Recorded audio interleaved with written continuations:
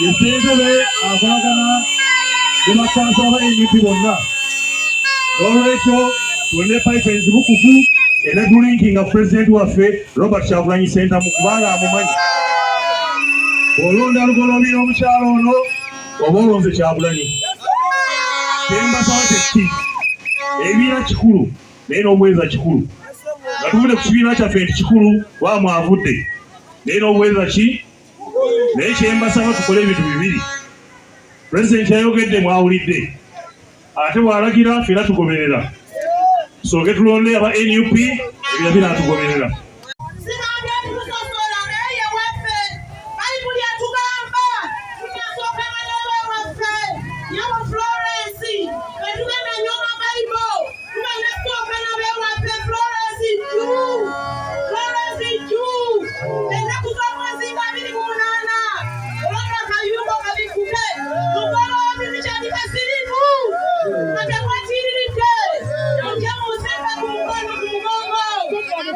Abiri mu ssatu tweyiwe mu bitundu byonna tugenda okulonda tulonde bannabakyala b'ebitundu byaffe naye nga tunoonya awali umbrella. Kano akalu kali wakati wabo abanyigiriza n'abo abanyigirizibwa. Umbrella be abanyigirizibwa, abanyigiriza be bye bisigadde. Mbasaba bannyabo ne bassebo enkya tukeere abakyala tulonde ate bwe tumala okulonda awo ng'ennaku z'omwezi 28 tweyiwe mu bitundu ebyo tulonda umbrella. Tetulonda kyefaananyiriza oba kiringanga, tulonda akabonero kamu ka umbrella.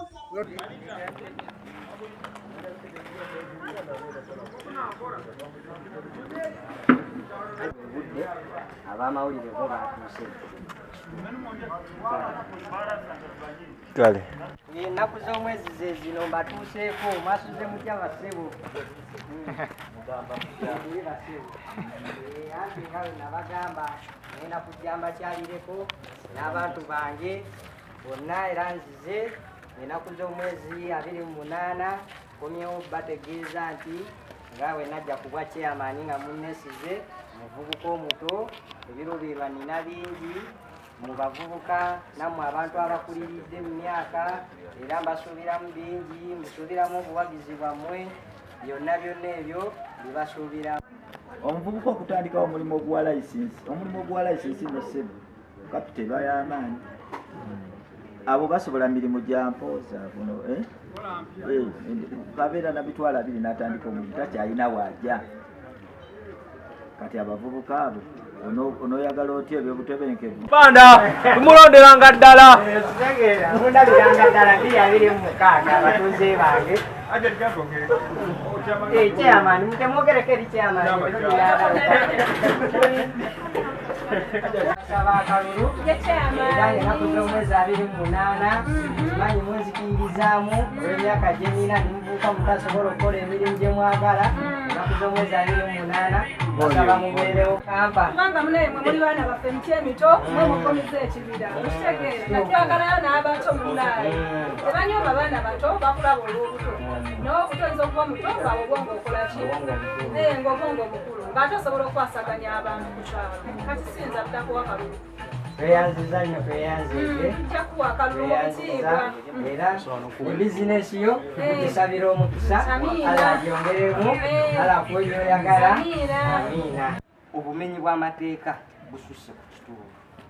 Abantu bangi abali ku kitundu kyaffe kino nga tebamanyikiddwa tebamanyibwa tetumanyi gye babeera tetumanyi gye bava naye nga tulaba ki balabe naye yensonga twagala gigondera obumenyi bw'amateeka tukoze tutya okulaba nga tuva ku kitundu kyaffe naye nina enteekateeka eyo ey'okubujjawo ekyo manifesito yange era mbadde baziziramu bategeeza ennaku z'omwezi 28 omwezi guno gwennyini ekisaawa awo okuggwera nange nzisazeewo emyaka gye ninamu omuko omuto ebirungi bye munkoledde n'obuwagizi bwe mundaze 28 nange ngenda kubaddiza ebyo byemubadde mundabiranga ddala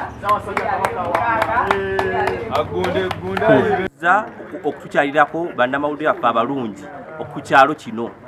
Ku kyalo kuno tulina chairman waffe omuvubuka Lumu Francis nga yeesowoddeyo okwesimbawo bingi byalaba ebitatambula bulungi naye mujjukire nti Ffe abavubuka tukola ebitundu 75 mu ggwanga lyaffe Uganda. Tulina bye twagala tukolere nga chairman waffe w'abavubuka.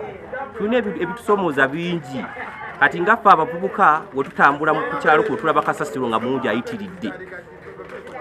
Eryokubiri abatuuze abamu tetubamanyi. N'eyokusatu obuzibu tulina obw'amazzi ku kitundu kuno. Omwami Luumu kuba tannajja ku bukulembeze naye byatukoledde bingi. Ffe ng'abavubuka neeno yatukolera ttiimu tusamba emipiira tuteekamu ssente. Ati nga tusuubira naye wanajja kubufuza ate agenda kukola bingi ebisinga ku ebyo byakoze. Era tusaba mutuweera akalulu. Mwana muto ajja tukulembera bulungi kuba alina obuvunaanyizibwa. Yeeyisa bulungi ku kyalo. Ebyo ebyange nsaba kalulu kwa mwami Luumu chairman. Era gwe ajja kujja kulumbe, ajja kufuna okukemebwa kulumbe. Kale ensonga ezo olina okuzitandikira ey'akasasiro n'ey'abavubuka obutebana mirimu. Era toboola sayizi zonna kubanga chairman aba akiikirira bantu. Sayizi zonna n'abaana abato abo boolaba batalonda bonna gwo bakulembera. Bonna abantu abo olina obbawa ekitiibwa. Manye ekitiibwa osooka kiwa abantu nabo ne bakikuwa. Todi egigumiza ekibiro kitegeera temumunyoma lwa buto naye obusobozi akola ki asobola. N'abato babaweeko omukisa bagezeeko bakole okutwala ku bantu abakulu kitegeera mmanyi nti ajja kusobola.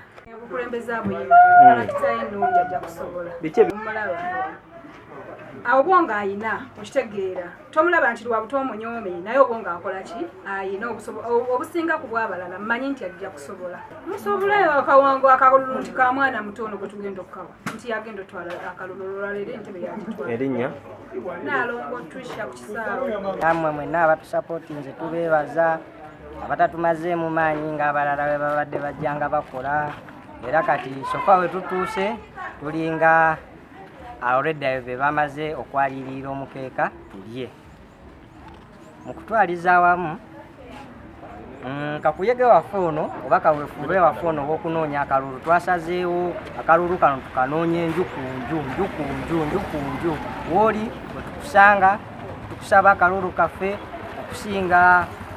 Twabaddemuuko n'ekirowoozo ekyokukola drive nga tuyisa mu bantu naye nagenza olaba nga at first kino kyekisooka okukolebwa kuba olw'ensonga ekirungi nnyo tutuukirira omuntu n'akulaba wenna omubiri gwo n'akwetegereza bulungi okusinga ng'omuwuubiddeko ki buwuubizi n'okuwulira eddoboozi lyo gwe ng'omuntu avuddeyo okwesimbawo ku bwa chairman. Era abawagizi bange bonna abatuuze b'ekitundu kino ekyabaggala ennaku z'omwezi 28 basaba akalulu mujje akabonero. Twajjidde kabonero bwe twamaze okwewandiisa akabonero bakatukyusirizaamu batuwadde emmotoka anti chairman muvubuka mubitegeera nabo akabonero mmotoka mbasaba akalulu. Era tugenda londera wano ennaku z'omwezi 28 wano wekiggwera ekijjulo kyaffe olwo olunaku wano abantu bange mwenna abampuyiriramu emirembe 28